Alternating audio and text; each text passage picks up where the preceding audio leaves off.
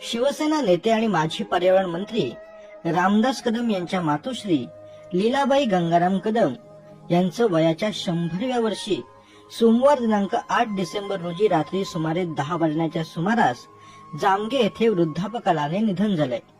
त्यांच्या निधनाची बातमी सर्वत्र पसरताच कदम कुटुंबासह संपूर्ण खेड तालुक्यात शोककळा पसरलेली आहे।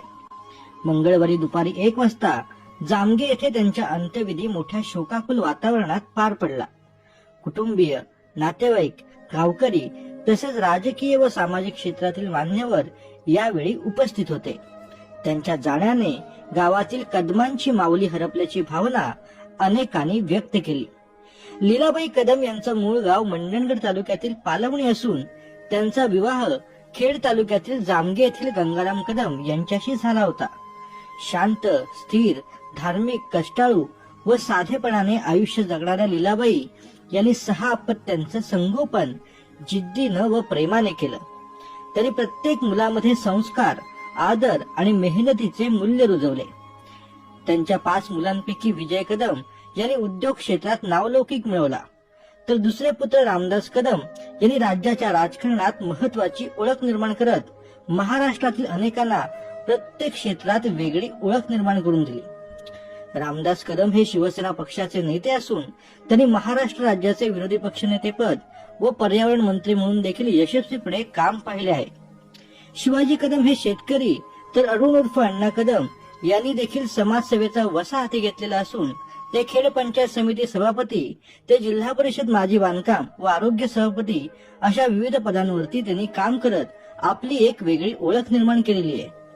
तर सदानंद कदम हे उद्योजक क्षेत्रात कार्यरत आहेत। लीलाबाई कदम यांनी एका मुलीसह एकूण 6 अपत्यांचं मायेने संगोपन केलंय।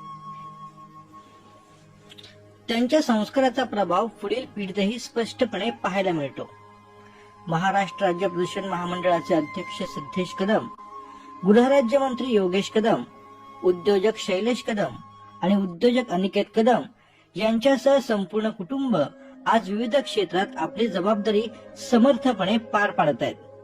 मंगळवारी सकाळपासूनच लीलाबाई कदम यांच्या पार्थिव दर्शनाला तालुक्यातील नागरिकांसह राज्यभरातून विविध क्षेत्रातील मान्यवरांनी व समाज बांधवांनी मोठी गर्दी केली होती।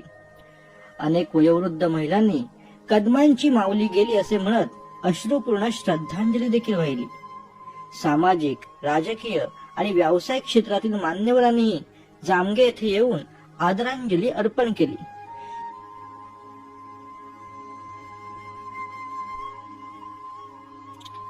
गेल्या काही वर्षांपासून प्रकृती साथ देत नसतानाही त्या घरातील सर्वांना धीर देत होत्या। प्रार्थना, सद्विचार आणि एकोप्याचा मार्ग दाखवत राहिल्या। प्रेम, संयम आणि संस्कार यांचा आधार देणारी व्यक्ती म्हणून त्यांची एक वेगळी ओळख होती। त्यांच्या निधनाने एक आदर्श, कुटुंब वत्सल व संस्कारशील मातेचं अस्तित्व हरपल्याची भावना संपूर्ण तालुक्यात व्यक्त होत आहे। जामगे या ठिकाणी संपूर्ण कुटुंबियांच्या उपस्थितीत त्यांच्यावरती अंत्यसंस्कार करण्यात आले। या दुःखद प्रसंगी कदम कुटुंबियांप्रती सर्व स्तरातून शोकसंवेदना देखील व्यक्त होत आहेत।